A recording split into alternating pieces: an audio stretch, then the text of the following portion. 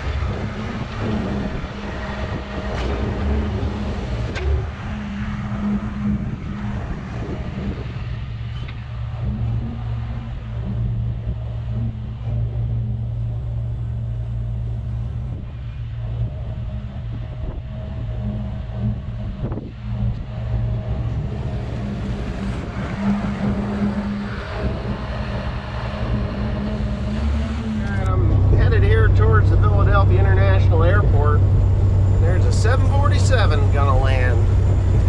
I don't know if they're still building those or not, but I know that the 777 and the 787 has really taken off in their purchasing of those because they're much larger.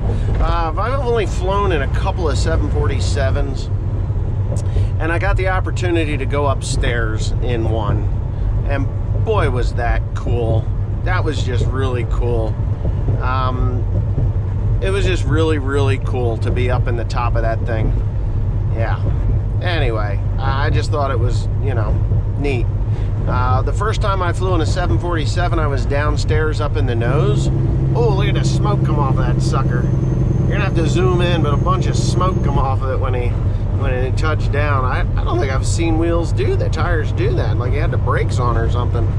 But anyway, the first time I took a 747, I was up in the nose of it downstairs. And the second time I actually was able to go upstairs and sit up there. And that was really, it was kind of cool. At least I thought it was. It was EVA Air.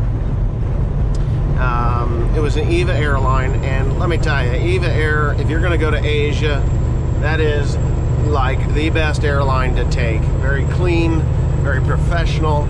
They give you meals and water and whatever you need. If you want something to drink, you can always walk around on the plane, go to the back or the front and get something to drink. EVA Airlines is second to none, the best airline I've ever taken.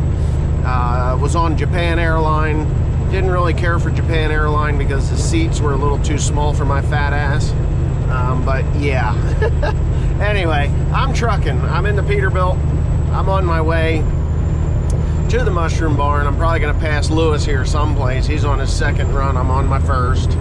I'm not going to take two. I can't. I don't have the time, but I do have to move. But I wanted to test it, make sure everything was working properly before I went and got that walking floor trailer to run. And see, now I'm passing Crane. I'm motoring. I mean, I'm going 75. Boy, this truck's got the power to do it. It's a C15 475, and I like it. I like it a lot. But anyhow, I guess I'll pop in at the Mushroom Barn when I get there and turn it on. You can see what's going on there. So I just had a fella smash into the side of my trailer about an hour ago. There at the end of 322 and Route 1. So there's two left-hand turning lanes, a lane that goes straight across, and then there's the right-hand turning lane, which sends you up Route 1. Okay, no big deal. I'm in the second turning lane on the right-hand side. I go to make my corner, and wouldn't you know it, this guy just runs right into the side of me. Just runs right into the side of me, down the back side of the trailer, about midsection of the trailer. Boom, T-bone. Kind of T-bone. I saw him in the mirror. I'm like, what the fuck? And I hit the brakes. Too late. Tore his front mirror off. Took the bumper and smashed that. Took the hood and cracked the shit out of that. Yeah, and then he comes out of the truck like it was my fault. Well, there's two turning lanes. Two, not three. Two turning lanes, and I was in the second one. He was in the first one. I don't understand him. I really don't understand why he would think that he was in that turning. But whatever, it doesn't even matter. No damage to my trailer, really. Broke a strap ratchet, and not really a big deal. But I'm trying to report it to my insurance company, and I think I can get that here. Should be see claims reporting information on the reverse side. So that's it. Call Progressive Claim Services, blah, blah, blah. So, alright. Anyway, I'm going to call them right now and see how that goes. I'll let you know.